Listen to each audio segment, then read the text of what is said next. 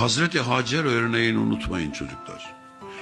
Çölde en olmayacak şeyi arıyor, suyu. Çünkü oğlu susuzluktan ölüyor. En iyi motivasyon kitapları peygamberlerin hayatlarıdır. Bunu unutmayın.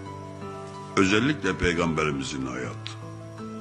Bir çözebilirseniz, işte Hazreti Hacer oradan oraya koşuyor, su arıyor. Çölde su olmaz. Ama buldu. Yani o çabaya ihsan etti, ikram etti, Allah öyle derler.